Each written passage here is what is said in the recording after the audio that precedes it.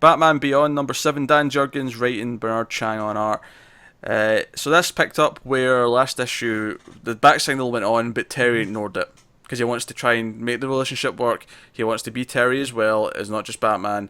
But of course, at the cave, Bruce and like the others are seeing what's going on. They're seeing the League of Assassins attack Barbara, Commissioner Gordon, of course, and Commissioner Gordon and Chiari. And Chiari, yeah. So that they're fighting for their lives. Meanwhile, it cuts to Terry talking about romance. And I want to be with you, and I want to mean something. I love how this basically was they used the bat signal as the phone call that keeps going off. Yeah. And he's just like, no, it's fine. No, Dana, I'm here for you. And she's like, you know, it's gone off a couple times. Maybe you should check it out. No, I love you, and this is how I'm going to prove it. And Bruce, being the smart fellow he is, then calls Dana's phone. Dana. Which when I can't get a hold of my wife and I know she's with her sisters, I call one of the sisters. Going, hey, put her on the phone. She needs to answer her phone. So I'm glad that me and Bruce have the same wavelength to get a hold of somebody. Yeah. And he sends an image, so Dana looks at them and goes, oh, hey, this is happening. And he's like, oh, crap, I've made a huge mistake. He goes full Job. He's like, oh, crap, Barbara's in trouble. So he goes and helps, and he fights along with them. And the thing that really comes out of it, though, is that he goes over the top. He really beats the shit out of them. He throws a couple of guys off the roof, even. Now, he knows they're going to be caught with, something by the street thing, by the road, the high road, yeah. He knows they're going to be caught, but it felt like overkill. And then I thought, well, that's a bit much. But then Bruce mentions it, and he's like, right, Terry, you're going too far. And I'm like, okay, right, fine, they're addressing it. It's a plot point. You went full Conroy right there. I just want to let you know. You lowered the voice. Yeah, you did.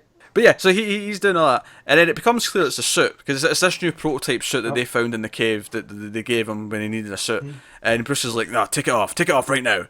You need to come back to the cave. And he's like, no, I need to investigate. But you know, he's slashed guys, he's hurt them, and it seems like this suit, whatever it is making him go violent. I wouldn't call it the red kryptonite suit, but because he's not being selfish, but he's limit on his morals, I guess. Maybe you could argue or something like that. He's got the bloodlust.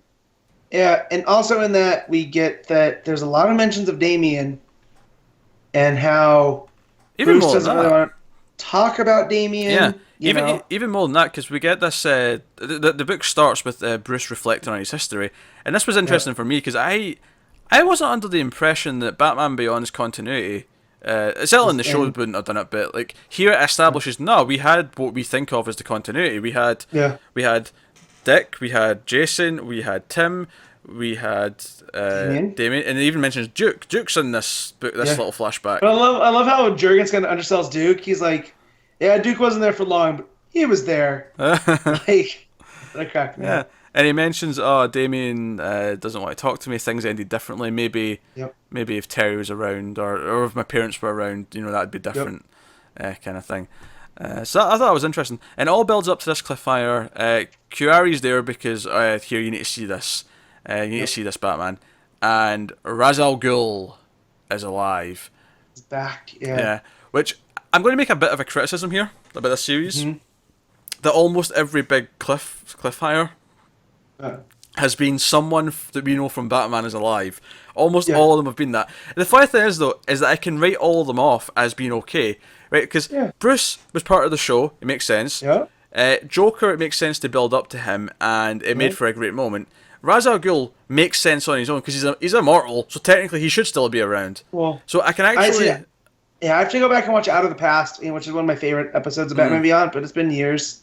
Because they did the Ra's story where they wanted Bruce to take over for him, and there was some body jumping shenanigans.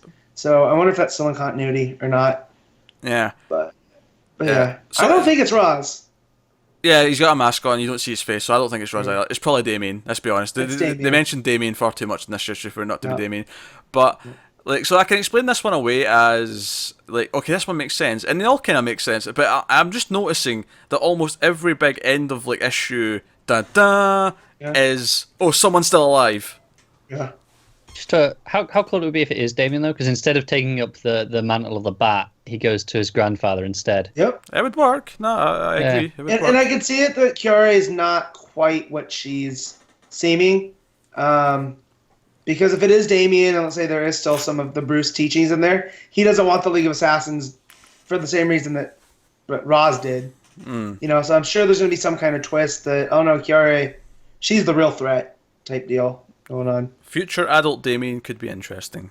Yeah, definitely. So, there you go. It was a fun issue.